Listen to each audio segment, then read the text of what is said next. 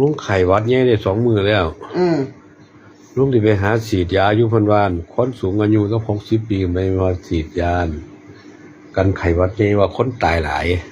ไข้หวัดใหญ่นี่ใครอ่ะมันไข้อันนี้มาใหม่มันบ่คิงฮ้อนนี่เจ้มันเป็นออนเอเลไปเลยเป็นบ่คิงฮ้อนคือเฮาไข้ธรรมดาเด้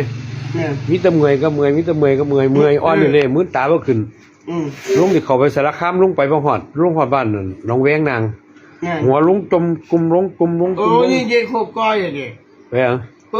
ว่าลุงไปธุระอันสารคามนะบ่แม่นลุงไปหาหมอนี่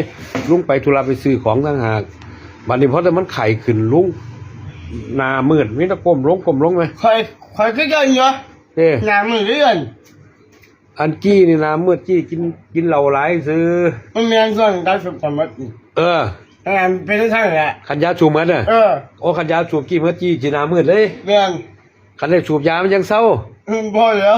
ว่าคันได้สูบยาเนี่ยมันเศร้าเลยเบิ่งลุงได้ก่อนลุงได้อ่านอีกกี่ฟังเด้อลุงได้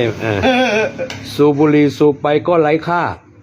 ดื่มสุราดื่มไปก็ไร้ผล